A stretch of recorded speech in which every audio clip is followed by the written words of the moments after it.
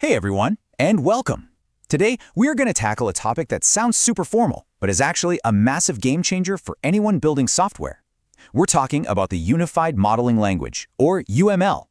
We're going to break down what it is, why it's so ridiculously useful, and how you can use it to build way better stuff. To really get why UML even exists, you gotta picture the world before it. It was chaos. The story goes that developers back in the 90s were just completely fed up. Every team, every company had its own way of drawing things. It was a total wild west of circles, dashes, and clouds that meant something different to everyone. Collaboration was, you guessed it, a total nightmare. And that question right there is the whole problem. I mean, think about it. Would you try to build a skyscraper if the architect, the plumber, and the electrician all had completely different blueprints in different languages? No way. It'd be an absolute disaster. And that is the exact same challenge that software teams face every single day. So here's our game plan. We'll start by looking at that chaos, then see how UML brought some much-needed order. We'll break down its two core parts, then get our hands dirty with the most important diagrams you'll actually use, and we'll wrap up with the right mindset, because that's the real key. Okay, so let's really dive into this. Before 1997, the whole world of software design was a free-for-all.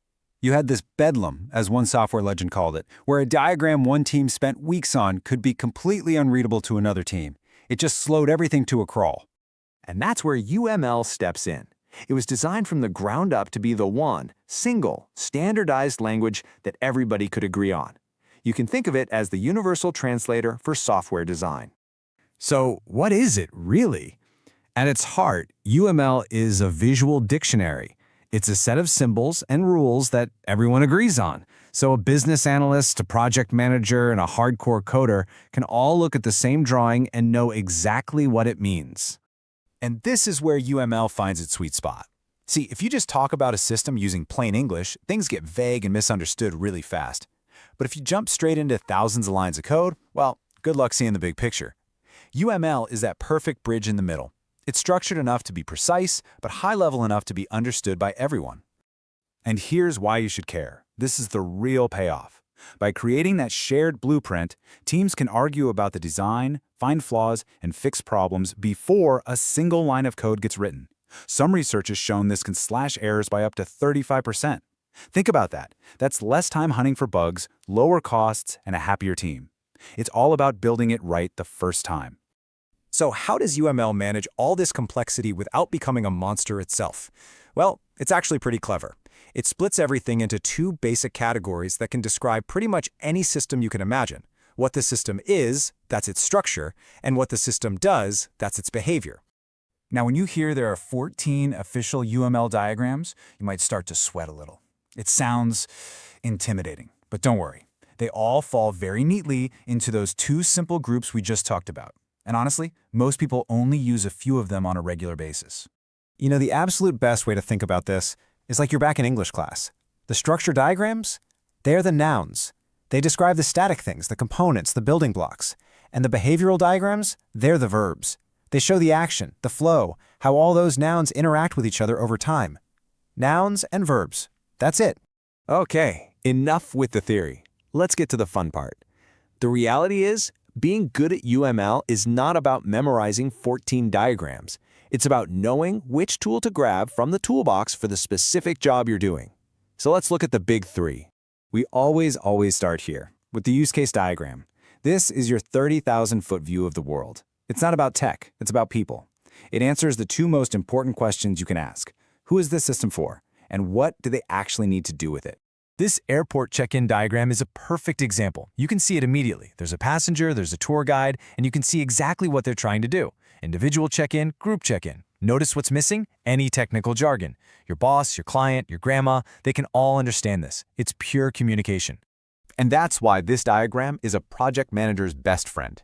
It draws a nice, clear box around what the project is and what it isn't.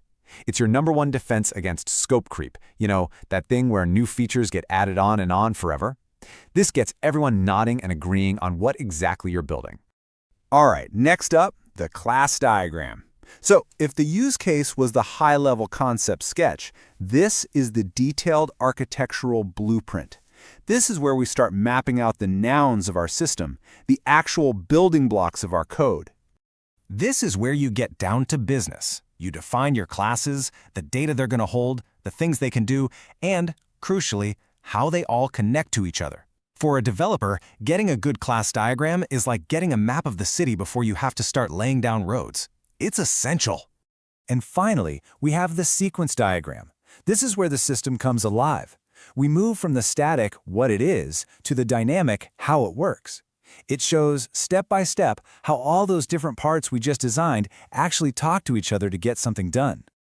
These things are incredible for figuring out complex logic. It's like watching a movie of your code, showing who says what to whom and in exactly what order. And let me tell you, if you've ever had to work on some old, complicated code you didn't write, a sequence diagram can be an absolute lifesaver. And that brings us to what might be the most important part of this whole thing, the philosophy. The goal here is not to create a mountain of paperwork. It's not about bureaucracy. It's about being smart and practical. I just love this quote from Martin Fowler, who's a giant in the software world. He's basically saying, look, don't try to learn everything. The real skill, the art, is figuring out that small slice of UML that gives you the biggest bang for your buck on your project. And this just nails it. The diagrams themselves are not the prize. They are a means to an end. The real prize, the actual goal, is the shared understanding. It's that aha moment when everyone in the room suddenly gets it and is on the same page. That's what you're chasing. So, if you only take one single thing away from all of this, let it be this.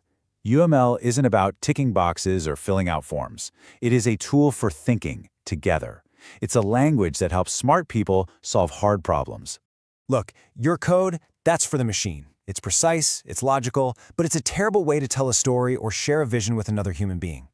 So the next time you start a project, just ask yourself this. How are you going to tell the story of what you're building to the people who matter most? Your team. That's the problem UML was born to solve.